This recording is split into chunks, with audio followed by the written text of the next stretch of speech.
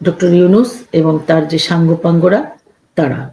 আমরা দেখেছি অবৈধভাবে ক্ষমতা দখল করেছে, ক্ষমতা দখল করে নির্বাচিত সরকারকে সরিয়ে দিয়ে একটা প্ল্যানের মধ্য দিয়ে, যেটি সে নিজেও স্বীকার করেছে। গত বছর আমরা জাতিসংঘ সম্মেলনে দেখেছি ক্লিন্টন ফাউন্ডেশনের প্রোগ্রামে এই প্ল্যানের মাস্টারমাইন্ড তাকে পরিচয় করিয়ে দিয়েছে।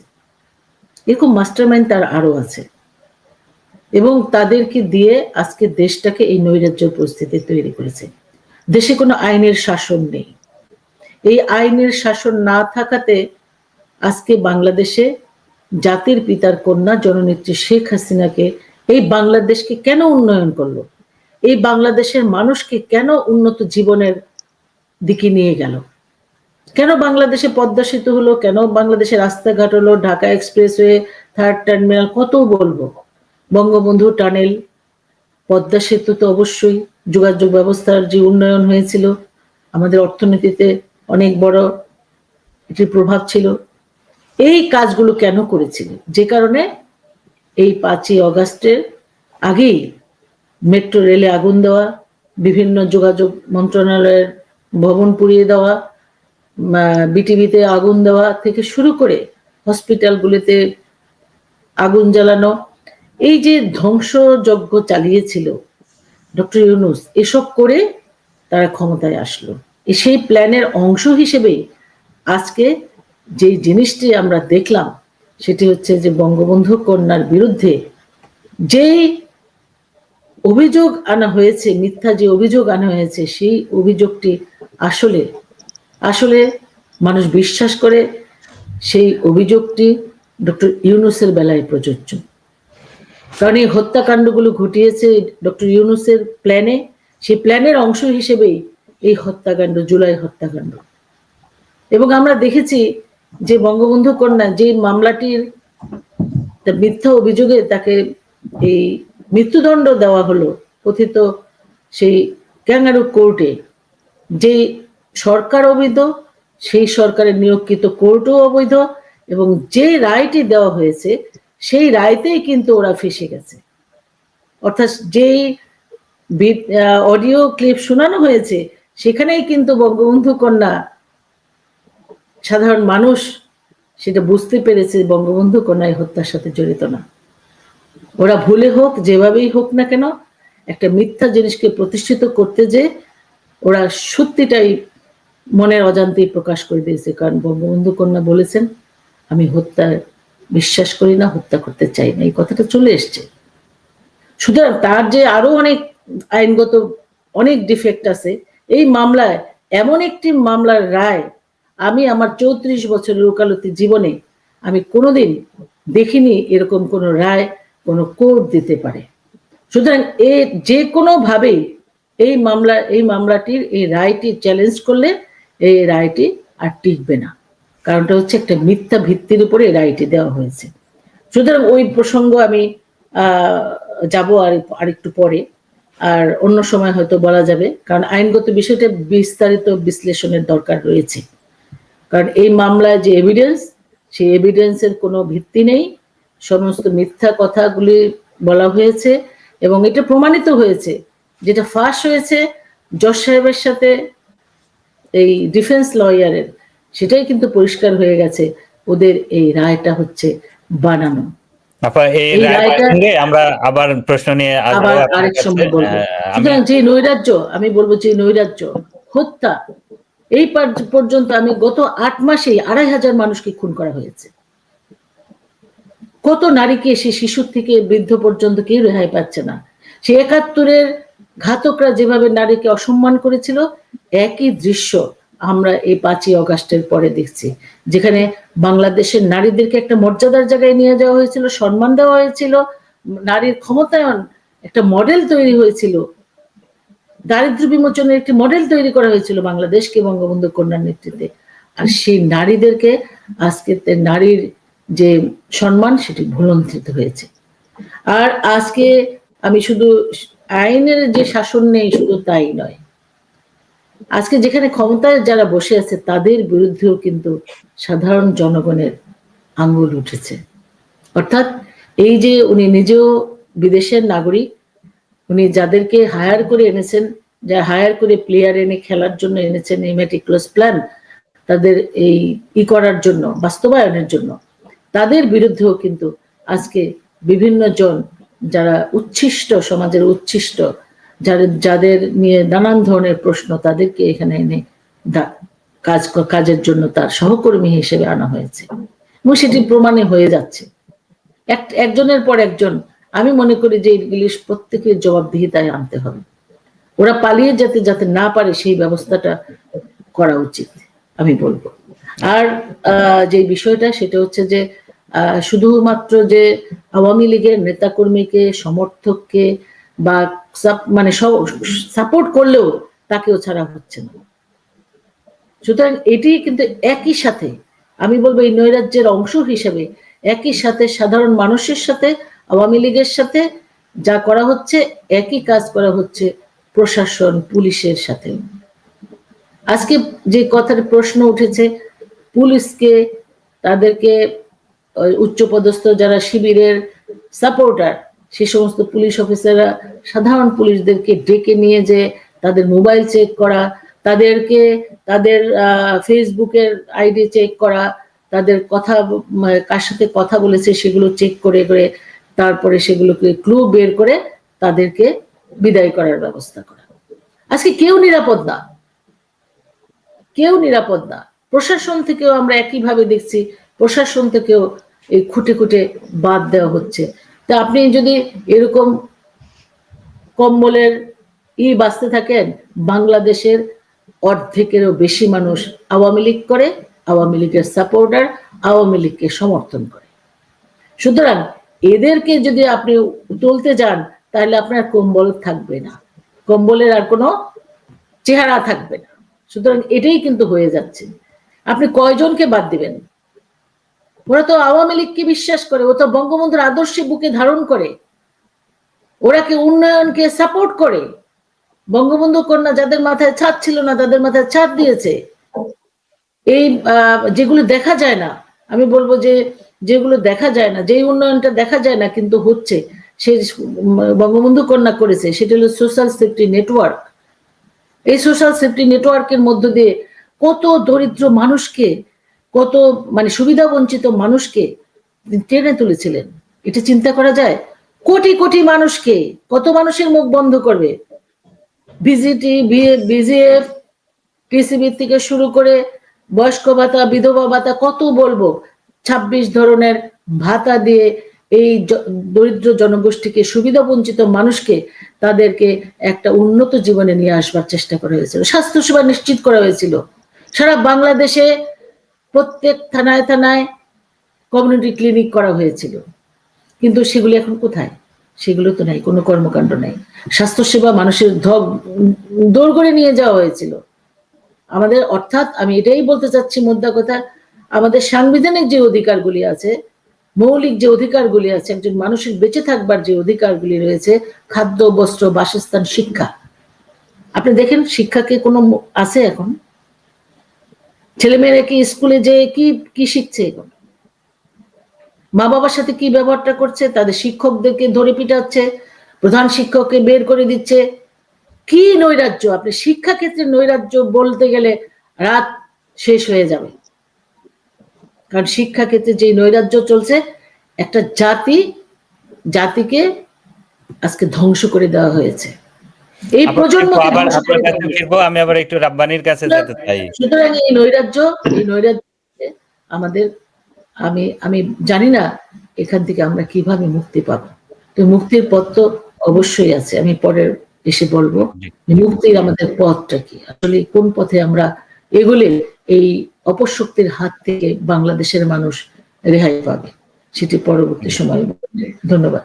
জি, গোলাম রাব্বানি, সঞ্জিদা আপা যেটি বলছিলেন যে বাংলাদেশের যে সার্বিক চিত্র উনি তুলে ধরার চেষ্টা করেছেন। এখন একটি বিষয় সামনে চলে আসে, আওয়ামী লীগ টানা 16 বছর ক্ষমতায় ছিল, তাদের শাসনামলেও এরকম জেলখানাতে হত্যাকাণ্ড, গুম, খুন, নানান অভিযোগ উঠেছে বিভিন্ন সময়।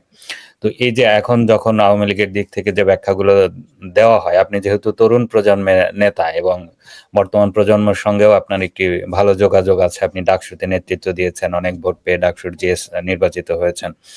তো এই যে যোগাযোগটা আপনি কিভাবে দেখেন? মানে এই যে আওয়ামী লীগের দিক থেকে এখন যে ব্যাখ্যাগুলো দেওয়া হচ্ছে এগুলো তরুণ প্রজন্ম কিভাবে গ্রহণ করছে বা করছে না, বা তাদের সঙ্গে আপনাদের যখন ইন্টারাকশন হয় তারা কেমন প্রতিক্রিয়া দেখাচ্ছে এগুলোর প্রতি? ধন্যবাদ কিশোর ভাই। আর সহ আলোচক অ্যাডভোকেট সানিদা খানম আপা চমৎকারভাবে বলেছেন, সার্বিক পরিস্থিতি তুলে ধরেছেন। আসলে কি দেখেন, বর্তমান যুগটা একটা ডিজিটাল যুগ, হ্যাঁ, যেটা জননেত্রী শেখ হাসিনা হাত দিয়ে আসছে। আর একটা কথা আমি প্রায়ই বলে থাকি, ফুটবলার রোনালদোর একটা অ্যাড আছে সম্ভবত সানসিল্কের, যে ডিজিটাল দুনিয়ায় লুকানো জানা কিছুই, চুলের গোড়ার ড্যান্ড্রাফটাও জুম করে দেখা যায়, যে এই চুলের গোড়ায় একটা ড্যান্ড্রাফ আছে, ওটাও বের করা যায়। তো এখন যারা আপনার বলা হচ্ছে যে নতুন প্রজন্ম বা জেন জি, অলরেডি জেন আলফা আপলোডিং, তো এখানে আপনার ওরা কিন্তু ইনফরমেশন আর ডিসইনফরমেশন পার্থক্যটা এখন বুঝতে পারছে ধীরে ধীরে। এবং অবশ্যই আমি প্রথমে একটু দায় নিতে চাই যে দীর্ঘদিন ক্ষমতা থাকার কারণে প্রত্যেকে, আমি সহ আমরা সবাই প্রত্যেকের জায়গা থেকে আসলে আমাদের ব্যক্তিগত বা রাজনৈতিক বা রাষ্ট্রীয় কাজ নিয়ে একটা ব্যস্ত ছিলাম, এবং নেতৃত্ব বাংলাদেশকে একটি স্থিতিশীল উন্নত রাষ্ট্রে পরিণত করার জন্য অহর্নিশ শ্রম দিচ্ছিলেন। তো এই সময়টাতে যে অনলাইনে ধীরে ধীরে আমাদের বিপক্ষ শক্তি, সেটা আপনি বিএনপি জামাত বলেন, আরো অনেক বাংলাদেশ আসলে আওয়ামী লীগের বিপক্ষে বলা যায় এখন বলা মানে বিশাল একটা গ্রুপ দাঁড়িয়ে গেছে। সেই মৌলবাদ গোষ্ঠী বলেন, হিজবুত তাহরীর থেকে শুরু করে আরো অনেক শক্তি আছে। তো তারা আসলে ধীরে ধীরে ক্রমান্বয়ে যখন মাঠে রাজনীতি দিতে পারেনি, রাজপথে জবাবটা দিতে পারেনি, তখন তারা অনলাইনে সংগঠিত হয়েছে। অনলাইনে সংগঠিত হয়ে তারা ক্রমান্বয়ে যে ডিস ইনফরমেশন ছড়িয়েছে, যে গুজব প্রপাগান্ডা গুলো ছড়িয়েছে, ধর্ম ব্যবহার করে নানা প্রপাগান্ডা ছড়িয়ে, সেইগুলোর যে জবাবটা দেওয়া দরকার ছিল একদম তৎক্ষণাৎ, যখন যে বিষয়টা উঠছে, যেটাকে অ্যাড্রেস করা জরুরি ছিল, আমি মনে করি আমার জায়গা থেকে এখানে সরকারের বা দল হিসেবে আওয়ামী লীগের এবং আমরা যারা ছিলাম প্রত্যেকেরই দায় রয়েছে, অবহেলা রয়েছে, অবজ্ঞা রয়েছে। আমরা সেটাকে যেটুকু গুরুত্ব দেওয়া দরকার সেটাকে গুরুত্বটা দেইনি, কারণ সাধারণ মানুষ তো আসলে সোশ্যাল মিডিয়াতে এসে বর্তমান সময়ে সবকিছু দেখে, রাইট এবং রং, ভালো মন্দ, কোন কিছু সত্য মিথ্যা যাচাই করে মানে তুলনামূলক বিচার বিশ্লেষণ করতে পারে। সুতরাং তার সামনে যখন একটা মিথ্যা তথ্য আসবে, একটা প্রপাগান্ডা আসবে, সেইটাকে যদি আমি, সেই ন্যারেটিভটা যদি আমি কাউন্টার না দিই, আমি যদি সঠিকটা এক্সপোজ না করি, তাহলে কিন্তু তার মস্তিষ্কে মননে ওই মিথ্যাটা, ওই গুজবটাই কিন্তু ধীরে ধীরে প্রতিফলিত হয়ে থাকে, সেটাকে সত্য বলে ধরে নেয়, বিশ্বাস করে নেয়। সুতরাং আমি বলবো যে এই দীর্ঘ সময় আমরা আমাদের অপোনেন্টের তৈরি করা গুজব সন্ত্রাস, তথ্য সন্ত্রাসকে সঠিকভাবে মোকাবিলা করতে অনেকটাই ব্যর্থ হয়েছি। কিন্তু আসার কথা হচ্ছে এইটা, যে এই সময়ে সেই বিশেষ করে 5ই আগস্টের পরে অনেকের ঘুম ভেঙেছে। আমাদের যারা আদর্শিক সহযোদ্ধা আছে, আমাদের যারা বৃহৎ শক্তি আছে, মুক্তিযুদ্ধের পক্ষের শক্তি, বঙ্গবন্ধুর আদর্শের বিশ্বাস করে যারা, তাদের এই শক্তিটা কিন্তু ধীরে ধীরে তারা ধীরে ধীরে ঘুম ভেঙেছে, তারা আড়ষ্টতা ভেঙেছে, বুঝতে পারছে যে অনলাইনে তাদেরকে আরো বেশি সক্রিয় হয়ে তারা এখন কিন্তু ওদের যে কোনো গুজব প্রপাগান্ডাকে তৎক্ষণাৎ আপনার কাউন্টার দিচ্ছে, সত্যটাকে সামনে আনছে। এবং আরেকটা বড় বিষয় হচ্ছে যে এই প্রজন্ম, তারা কিন্তু এখন একটা পার্থক্য করতে পারে। তারা যখন আপনার 12 থেকে 13 বছর বয়স, তখন তারা আওয়ামী লীগকে ক্ষমতা দেখেছে, এখন তারা সেই প্রজন্মটা কিন্তু 25 থেকে 30 চলে আসছে।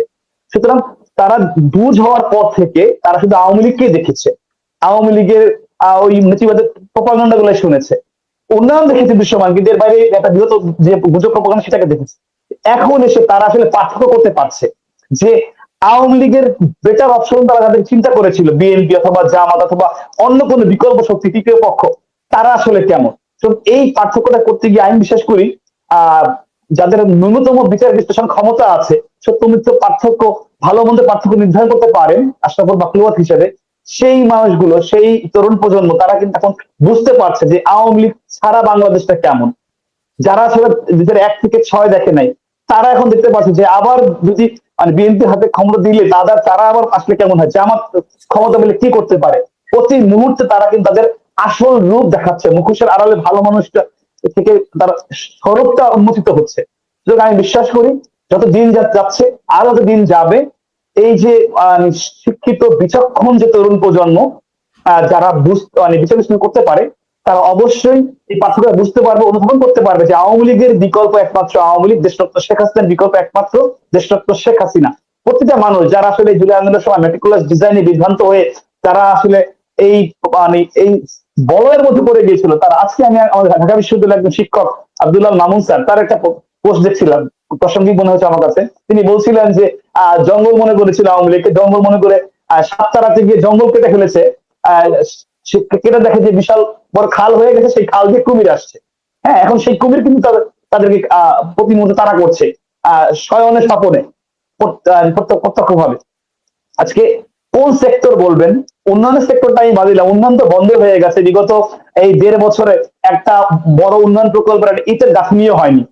দেশটা শেখ হাসিনা যত উন্নয়ন প্রকল্প করেছে সেইগুলোর ভিত্তিপ্রস্তর স্থাপন করা বা সেইগুলোর চালু করে সেটাকে অনগোয়িং গুলোকে চালু করে মানে ক্রেডিট নেওয়াতে তারা ব্যস্ত ছিল, তাতে তাদের 1.5 বছর পেরিয়ে গেছে। আর এবারে আইন শৃঙ্খলার চরম অবনতি হয়েছে। আজকে একটা সাধারণ আমি বহু এই পর্যন্ত জুলাই আন্দোলনে যারা আসলে স্বাধীন বলেছে, চিৎকার করেছে, তাদের কয়েক শত, আপনি নিজের সোশ্যাল মিডিয়া অ্যাক্টিভ, আমি দেখি তারা ছিনতাইয়ের শিকার হচ্ছে, মারধরের শিকার হচ্ছে, তাদের পরিবার নিরাপত্তাহীনতায় ভুগছে, চুরি ডাকাতি হচ্ছে। সেনাবাহিনীর পরিবার, রানিং সেনা অফিসার, তার পরিবারে গলা কেটে হত্যা করে তাকে ডাকাতি করে নিয়ে যাচ্ছে। এই বাংলাদেশ তারা আজকে উপহার পেয়েছে, যেখানে কারো জীবনের ন্যূনতম নিরাপত্তা নাই। খুন, ধর্ষণ, রাহাজানি, ছিনতাই, ডাকাতি up to the top mark, যেটা ইতিহাসে স্বাধীনতার পর থেকে সবচাইতে নাজুক অবস্থায় বর্তমানে আইন শৃঙ্খলা পরিস্থিতি রয়েছে। এরকম একটা পরিস্থিতি। এবং একটা ছোট্ট বিষয় আমি যে যেটা স্বাধীনতা বলছিলাম, আমরা আলাপ করছিলাম, ইনফ্যাক্ট দেখেন সাধারণ মানুষের তো মৌলিক অধিকার হরণ করা হয়েছেই।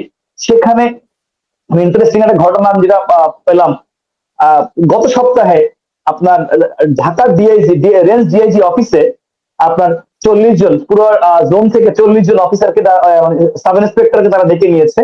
ডেকে নিয়ে হুট করে কোনো কি কারণে তাকে বলেনি, ডেকে নিয়ে তাদেরকে আপনার সবার মোবাইল জমা নিয়েছে। এবং বাইরে পুলিশ অফিসারদের বাইরে তথাকথিত আইটি এক্সপার্ট নামে, মূলত শিবিরের মানে আইটি টিমের লোকজন, ওদেরকে নিয়ে এসে 4 ঘন্টা ধরে তাদের মোবাইল চেক করিয়েছে কোনো আওয়ামী সংশ্লিষ্টতা আছে কিনা, বা তাদের মানে ফেসবুক, হোয়াটসঅ্যাপ, মানে কল লগ সবকিছু চেক করেছে। যেখানে একজন প্রশাসনের মানুষ, যে অফিসার, তার কোনো মানে ব্যক্তিগত স্বাধীনতা নাই, যেসব ধরনের কাজ আওয়ামী লীগের সময় কখনো কেউ কল্পনা করতে পারে, এই ধরনের কাজ কখনো হয়নি। সেই কাজগুলো এরা এখন করছে।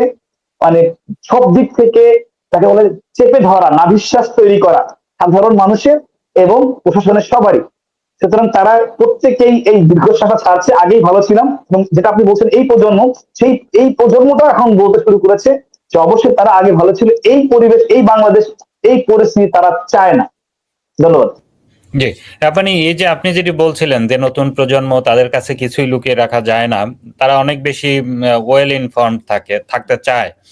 তো আপনি আপনার ব্যক্তিগত একটি বিষয় আমি সামনে আনতে চাই। এই যে আপনাকে ঢাকা বিশ্ববিদ্যালয়ে আপনি একজন নির্বাচিত ছাত্র প্রতিনিধি ছিলেন, ডাকসুর জিএস ছিলেন, আপনার বিরুদ্ধে এমফিলে কি জালিয়াতির অভিযোগ উঠলো, আপনার ছাত্রত্ব বাতিল হলো, মানে তো এগুলো কি আসলে তরুণ প্রজন্মের সঙ্গে আপনাদের প্রতি তরুণ প্রজন্মের এক ধরনের মানে অবিশ্বাস, সন্দেহ তৈরি করছে কিনা, বা দূরত্ব তৈরি করবে কিনা? আপনাদের তো ব্যক্তিগতভাবে আরো স্বচ্ছ পরিচ্ছন্ন থাকার কথা, তো এই অভিযোগগুলো কেন উঠছে, বা এই জবাবে কি বলবেন? ধন্যবাদ তুষার ভাই। আমি অলরেডি যখন এই বিষয়টা প্রথম আলোচনায় আসে, প্রথম যখন এটা নিয়ে বেসিক্যালি আমার সাথে যে জিএস ক্যান্ডিডেট ছিল, এখন মনে হয় সম্ভবত গণ অধিকার পরিষদের সাধারণ সম্পাদক রাশেদ, তো রাশেদ একটা অভিযোগ দিয়েছে যে ভোটের কারচুপি নিয়ে সামথিং, হ্যাঁ, কারচুপি এবং ভর্তি প্রক্রিয়ার অস্বচ্ছতা নিয়ে কোন একটা অভিযোগ সে দিয়েছে।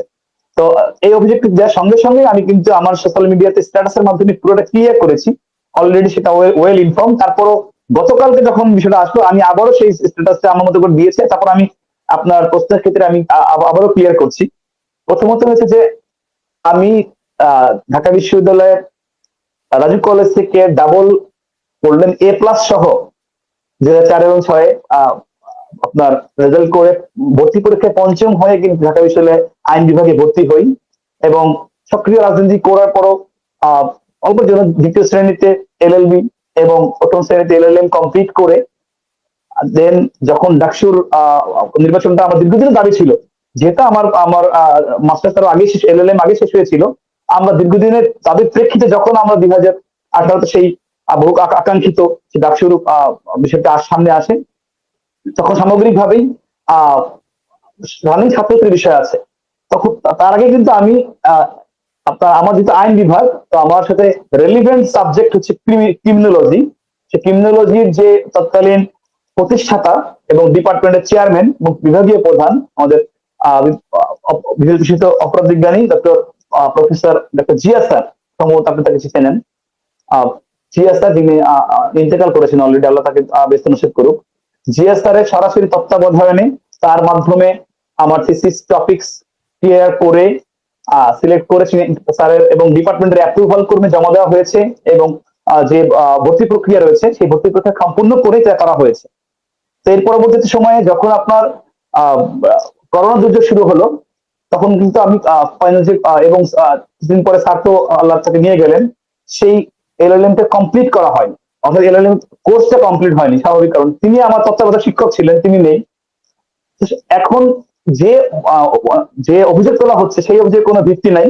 আমি কিন্তু অলরেডি বলেছি যে আমার আপনার ভর্তির যে ফর্ম আছে প্লাস কিন্তু কোনো কিছু ক্লিয়ার করেনি। তারা যে একটি প্রজ্ঞাপন দিয়ে সেখানে বলেছে যে ভর্তিতে অনিয়ম হয়েছে, কি অনিয়ম হয়েছে, কিভাবে আইনের ব্যত্যয় হয়েছে, কোনো কিছু উল্লেখ করা হয়নি। শুধুমাত্র একটি কারণ যেহেতু যে স্যার নেই, স্যার যেহেতু এটা তার তত্ত্বাবধানে হয়েছিল এবং এটা এখতিয়ারটা তো স্যারের অবর্তমানে বিশ্ববিদ্যালয় প্রশাসনের অন্য কেউ তার সাবজেক্ট ম্যাটারে সেটাকে চ্যালেঞ্জ করা বা সেটাকে অবৈধ ঘোষণা করার সম্ভবত এখতিয়ার রাখেন না, এটা নর্মসেও পড়েন না। এবং আরেকটা বিষয় যেটা হাস্যকর হতে বানিয়ে আসবেন, রাশেদের অভিযোগটি, সে আমার অর্ধেক ভোট পেয়েছে, সরাসরি অর্ধেক ভোট পেয়েছে, অর্থাৎ 5,500 ভোট কম পেয়েছে। তো সে দাবি করছে যে সে তার ভোটে নিবেদিত হয়েছে। তো যদি 5,500 ভোটের ডিফারেন্সটাকে ক্রিয়েট করা সম্ভব হয়, তাহলে আমার সঙ্গে যে ভিপি ক্যান্ডিডেট ছিল ছাত্রলীগের প্যানেল থেকে আমার সভাপতি শোভনের সাথে নূরের হক নূর ভিপি ক্যান্ডিডেট, তার পার্থক্য ছিল 1,700 ভোটের। তাহলে 1,700 ভোট এখানে কাভার করা গেল না, সেখানে 5,500 ভোট নিতান্তই অবাস্তব এবং হাস্যকর, অলিক কল্পনা। সুতরাং আমি বলবো না, এটাকে আসলে আমি ওইভাবে গুরুত্ব দিচ্ছি না। যেখানে মাননীয় প্রধানমন্ত্রী থেকে অবন্তর একটি প্রহসনের রায় মৃত্যুদণ্ড কার্যকর করা হয়, যেখানে একটি প্লটের জন্য তাকে 21 বছর একটি প্লট নিয়মতান্ত্রিক উপায়ে কেনার জন্য সরকারি ভাবে তাকে রাখার জন্য তাকে 21 বছর জেল দেওয়া হয়, সেখানে ঢাকা বিশ্ববিদ্যালয়ে আমার এলএলএম এর ভর্তি বাতিল করেছে, এইটা রিয়েলি ম্যাটার টু মি।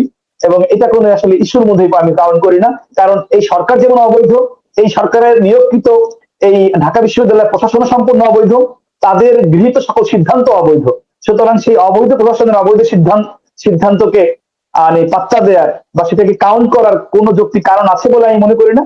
এগুলো স্রেফ অযৌক্তিক এবং প্রহসনমূলক, জাস্ট ক্ষমতা পেয়েছে, ক্ষমতা অপব্যবহার কত কাকে বলে, কত প্রকার কি তার প্রমাণ দিচ্ছে। যেখানে বিসিএস এ প্রথম হয়েছে, পুলিশের আপনার র্যাঙ্কিং এ ফার্স্ট, সকল ক্রাইটেরিয়া ফার্স্ট হয়েছে, তাকে কোনো কারণ ছাড়া বাদ দিয়ে দেওয়া হতো, ধর্মীয় কারণে বা কোনো এক কালে তার পরিবার নাকি আওয়ামী লীগ করছে সেই কারণে। তো সেখানে আমাদের মতো আমরা যারা আসলে মেইন স্ট্রিমে রাজনীতিটা করেছি, সংগঠনের প্রধান ছিলাম, যে আমাদের বিরুদ্ধে যে নিপীড়নের বা অন্যায় আচরণের খড়ক নামবে, যেখানে আমাদের 8 লক্ষের অধিক আমার ছাত্রলীগের ভাই বোনেরা পরীক্ষা দিতে পারছে না, তাদের ক্লাস করতে পারছে না, স্বাভাবিক শিক্ষা কার্যক্রম ব্যাহত হয়েছে, সেখানে আমার একটি আপনার এলএলএম এর কার্যক্রম বাতিল করেছে। এটা না করলে মনে হয় ওই ভাই বোনদের মধ্যে ইনজাস্টিস হতো। আমি যাদের ব্যবসায় সভাপতি হয়ে তাদের পাশে থাকতে পেরেছি, এটা I really feel proud of that.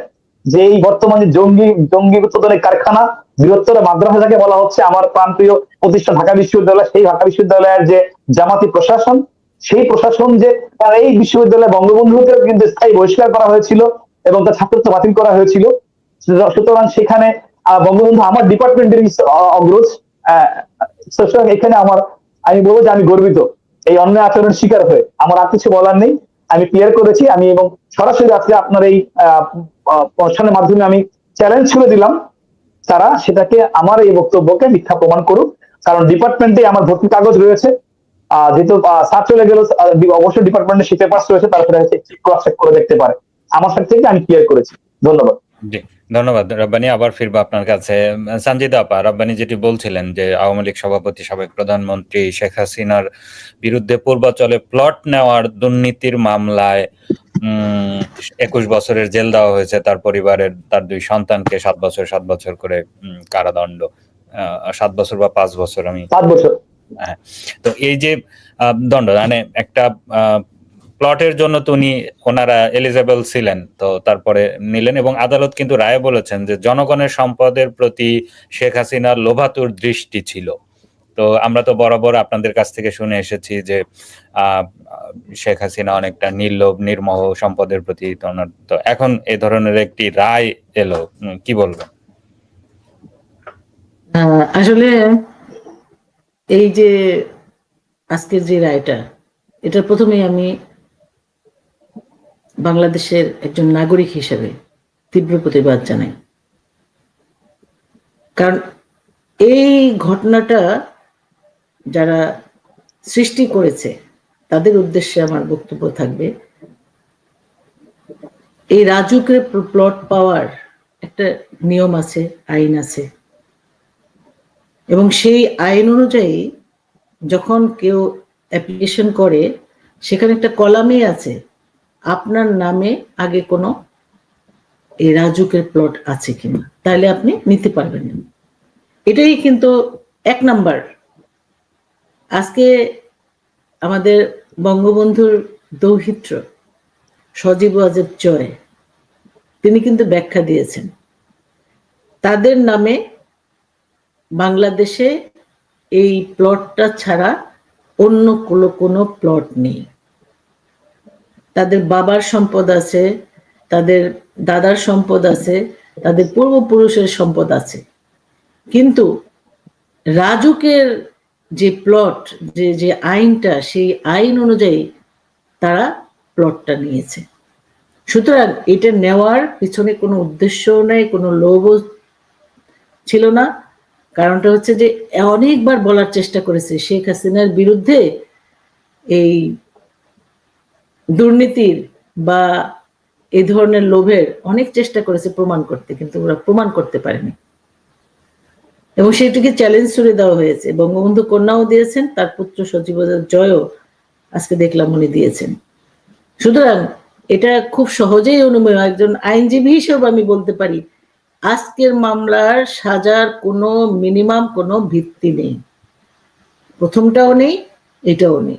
আসলে এই ক্যাঙ্গারু কোর্টের প্রথম যেই মামলাটির সাজা হয়েছে, ক্যাঙ্গারু কোর্টের রায় দেবার কোনো ইখতিয়ারই নেই, এবং কারা রায় দিতে পারে সেই ক্রাইটেরিয়া তো জজ সাহেবরা নিয়োগ হয়নি।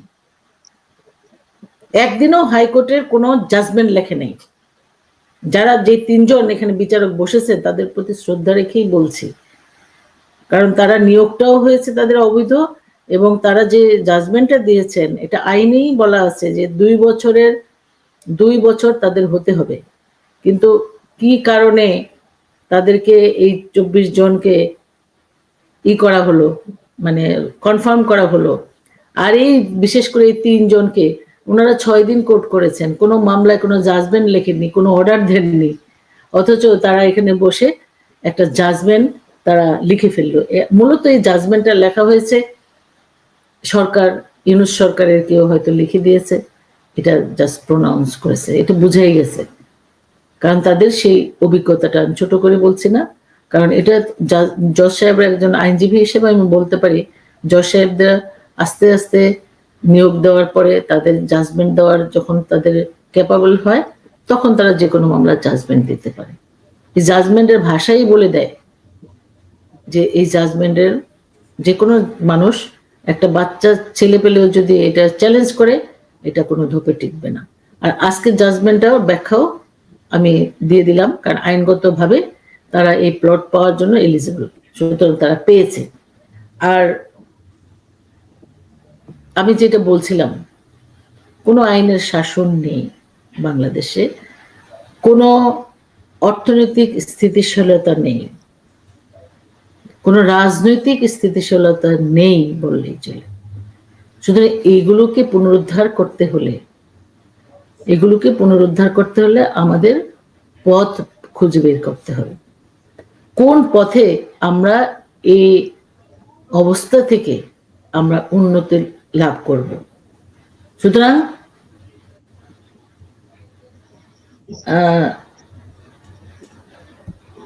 আচ্ছা, তো একজন দর্শক মনে হয় মন্তব্য করছে, হ্যাঁ কমেন্টস করেছে, সেই কমেন্টসে তার প্রতি আমি ভালোভাবেই বলছি, শ্রদ্ধা রেখেই বলছি।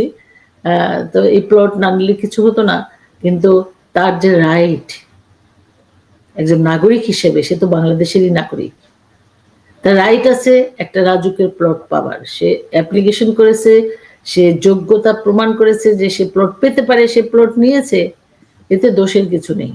সুতরাং আমি যেটা বলতে চাই ছোট বিষয় একটু অ্যাড করি, যে কমেন্টটা যিনি করেছেন তিনি লিখেছেন যে তিনি আমেরিকার নাগরিক। তার আসলে তথ্য যে ভুল আছে সেটাই বলছি যে বাংলাদেশের নাগরিক, এবং এই অবৈধ সরকার অবৈধভাবে তার পাসপোর্ট বাতিল করার পরে বাধ্য হয়ে তিনি তখন সিটিজেন নিয়েছে, সেটা 5 আগস্টের পরে। সুতরাং এই প্লট নেওয়া হয়েছে বাংলাদেশের নাগরিক হিসেবে। এই আমি সেটাই বলছি, তো এই ভুল ধারণাটা হয়তো এই দর্শক যিনি কমেন্ট করেছেন তারা রয়েছে, সেই জন্যই বললাম আর কি। এক্স্যাক্টলি। তো যে কথাটা বলছিলাম আমি, যে টপিকসের আমি উত্তরণের কি পথ, সেই দিকে একটু সামনে তো একটা নির্বাচনের কথা শোনা যাচ্ছে, নির্বাচন হবে, জোট হচ্ছে, নির্বাচনের প্রচারণা দেখা যাচ্ছে, তো এইটার মধ্যে দিয়ে কি উত্তরণ সম্ভব হবে না, কি মনে হয়? না, কোনোভাবেই সম্ভব না। বাংলাদেশের অর্ধেক জনগোষ্ঠীকে বাইরে রেখে বাংলাদেশে কোনো নির্বাচন হবে না। এটা বাংলাদেশের নাগরিক হিসেবে এটা আমি বলে দিতে পারি, এবং করে তো দেখেছে। 15 ফেব্রুয়ারি নির্বাচনের পর কয়দিন টিকেছিল গভর্নমেন্ট? জোর করে করা যায় অনেক কিছু, কিন্তু যেদিন নাকি এই তত্ত্বাবধায়ক সরকার ব্যবস্থা পুনর্বহাল হয়েছে, আইনটা হলো, সেদিন থেকেই কিন্তু এটা অটোমেটিক্যালি আমাদের সংবিধানে যুক্ত হয়ে গেছে। তো সংবিধানে যদি যুক্ত হয়ে যায়, তো সেটা কার্যকর কিন্তু তখন থেকেই হওয়ার কথা। এবং অবিলম্বে, এটা উত্তরণের প্রধান পথ হচ্ছে অবিলম্বে তত্ত্বাবধায়ক সরকারের একটা গঠন করা, আইন অনুযায়ী সেই গঠিত সরকারের কাছে ক্ষমতা হস্তান্তর করা, ক্ষমতা হস্তান্তরের পরে সেই তত্ত্বাবধায়ক সরকার এসে একটা ভালো একটা সংলাপ রাজনৈতিক দলগুলির সাথে, ইনক্লুডিং আওয়ামী লীগ, কারণ অর্ধেকের বেশি জনগোষ্ঠী আওয়ামী লীগ করে। এই যে বাছাবাছি হচ্ছে, অর্ধেকেরও বেশি আওয়ামী লীগ সাপোর্টার, আওয়ামী লীগের লোক। সুতরাং এদেরকে সহকারে রাজনৈতিক সংলাপ হতে পারে, সেটা তত্ত্বাবধায়ক সরকার অধীনে হবে। এবং তত্ত্বাবধায়ক সরকার সবকিছু করে নির্বাচন কমিশনকে পুনর্গঠন করতে হবে। তত্ত্বাবধায়ক সরকার এখন একেবারেই খুব জরুরি হয়ে গেছে, কারণ ডক্টর ইউনূসের কাছে কোনো বাংলাদেশের কোনো মানুষ নিরাপদ না। নির্বাচন তো নাই, নির্বাচন তো পরের বিষয়, সাধারণ মানুষ নিরাপদ না, সাধারণ মানুষ নিরাপদ না। আর অবৈধ যে বিচার ব্যবস্থা, এই অবৈধ বিচার ব্যবস্থাকে বাদ দিতে হবে। এবং এই আইনের শাসন প্রতিষ্ঠিত না করলে আপনার সরকার সবসময় আইনের প্রতি হস্তক্ষেপ করা, এই শেখ হাসিনাকে সাজা দিতে হবে, তার পরিবারের সদস্যদেরকে সাজা দিতে হবে, নাহলে ইলেকশন করা যাবে, নাহলে তারা তো ইলেকশনে চলে আসবে। আর জুজুর ভয়, এখন আওয়ামী লীগ যদি ইলেকশনে আসে, হ্যাঁ, আওয়ামী লীগ ইলেকশনে আসলে তো এদের অবস্থা খারাপ, কারণ আওয়ামী লীগ বাংলাদেশের জনগণের জন্য যা করেছে, ব্যালটের মধ্য দিয়ে মানুষ অপেক্ষা করছে। কারণ আবারও যদি, এখনো যদি ইলেকশন হয়, আওয়ামী লীগ সবসময় কিন্তু রেডি থাকে। আওয়ামী লীগ একটা নির্বাচনের পরপরই পরবর্তী নির্বাচনের জন্য নির্বাচনমুখী দল, গণতান্ত্রিক দল, নির্বাচনের মধ্য দিয়ে ক্ষমতা হস্তান্তরে বিশ্বাসী একটি দল, যে দলটি নির্বাচনের জন্য সবসময় প্রস্তুত থাকে। এখনো যদি আওয়ামী লীগ নির্বাচনে অংশগ্রহণ করে, এদের কি অবস্থা হবে, জামানত থাকবে না অনেকের। আর গত 5ই আগস্টের পর থেকে 14 মাসে এই যা চেহারাটা দেখিয়েছে বিএনপি, জামাত বলেন, যারাই বলেন না কেন, এনসিপি বলেন, তাদের যে মুখোশটা উন্মোচন হয়েছে, সেই ফলাফলটা সাধারণ মানুষ ব্যালটের মধ্যে দিয়ে দিবে। এই ভয়ে আওয়ামী লীগ যাতে নির্বাচন করতে না পারে, তাদেরকে ধরে ধরে নিয়ে তাদেরকে মামলা দেওয়া, তাদেরকে ইনক্লুডিং আমাদের মাননীয় প্রধানমন্ত্রী বঙ্গবন্ধু কন্যা শেখ হাসিনা, তাকে সাজা দেওয়া, তার পরিবারের সদস্যদেরকে সাজা দেওয়া। আমাদের আওয়ামী লীগের নেতৃত্ব 150 জনেরও বেশি এমপি, মন্ত্রী এবং উপদেষ্টারা জেলখানায় আছে।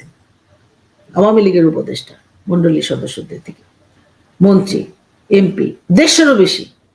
আপনি চিন্তা করতে পারেন আউট অফ 350 মধ্যে 150-এরও বেশি আওয়ামী লীগের মন্ত্রী এমপিরা জেলখানায়, আর লক্ষ লক্ষ নেতাকর্মী জেলখানায়, এবং তাদেরকেও বিভিন্ন মেয়াদে সাজা দিয়ে তাদেরকে নির্বাচনে থেকে তাদেরকে বাইরে রাখার যে ষড়যন্ত্র আজকে হচ্ছে।